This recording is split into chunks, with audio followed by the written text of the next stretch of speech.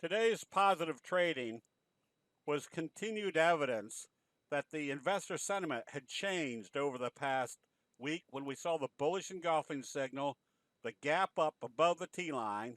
On a day when the market sold off hard, it came back up and closed right at the T line, giving us at least a platform to say that if it opened lower, it was probably still in this whipsaw sideways mode. If it opened higher, this rounding bottom trajectory was in progress. Then, when it gapped up above the 50-day moving average, two very visual elements could be seen. One, obviously, the 50 was not acting as resistance anymore, and the sideways trading mode was not acting as resistance. They'd broken out of that trend. Now we had a fry pan bottom breakout, and note what it did today. Even though it consolidated, it's still trading above the 3T line, this little indicator, versus the T line itself, making the prospects for more upside that much greater. And human nature works the same way time after time. Notice when the NASDAQ gapped up through the resistance level out of the trading range through the 50, a simple trading axiom is that if it breaks through a resistance level, what do the markets usually do? They usually come back to see if the resistance level is now acting as support. Notice that it pulled right back, the NASDAQ pulled right back to the 50 and started trading up. If it continues higher tomorrow, that's a good indication that this fry pan bottom breakout on the NASDAQ is also working. Now, is this a little bit disconcerting that they sold it off today? Well, you saw the Dow was trading up. And the transportation index, after pulling back and using the 50-day moving average as a support level on Friday, opened higher and traded much higher.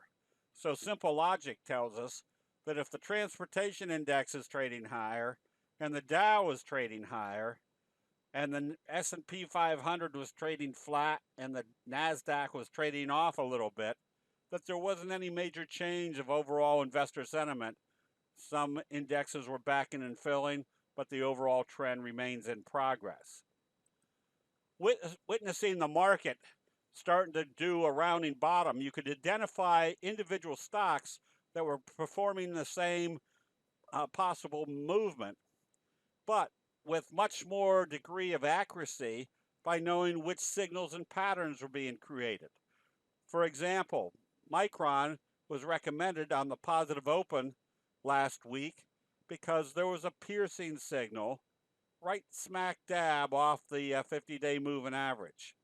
When it gapped up through the 50, anytime you see a candlestick reversal signal, such as the piercing signal, and then followed by a gap up, the Japanese rice traders have given us hundreds of years of identification showing us that those are the signals that are telling you there's a reversal has occurred.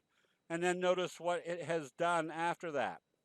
When the market was still a little bit choppy and not out of its trading range yet, Micron was already showing that they gapped it up from a buy signal off the 50 through the T line. That got us in early instead of waiting to see if the next breakout area was going to be affected. NVIDIA also produced some very profitable option trades based upon the doji gap up, and then a breakout of this level put us into positions telling us there was strong bullish sentiment now taking control of the trend on NVIDIA, allowing us to get into stock and options at the appropriate places. And our recommendation on HOME was based upon seeing the belt hold signal. The belt hold signal is a significant indicator revealing that a lot of the sellers have been sopped up. So when we saw this fry pan bottom, you've got buyers and sellers, buyers and sellers, buyers and sellers, and then they gap it down and the bulls take control, which means they sopped up a lot of the selling, which means when they got done that day, there was less sellers in the way. Any additional buying at that point didn't have sellers to slow down the trajectory.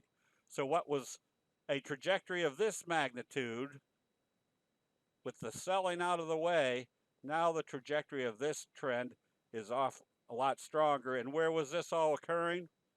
Right here at the end of a big fry pan bottom where we expected a breakout. This is just simple logic of what happens in human nature, that the signals and patterns create much stronger evidence of when the bulls are starting to take control, or in other cases when bears are taking control, just dramatically improving our probabilities that we're in the right place at the right time. That'll be it. We'll see you in the chat rooms.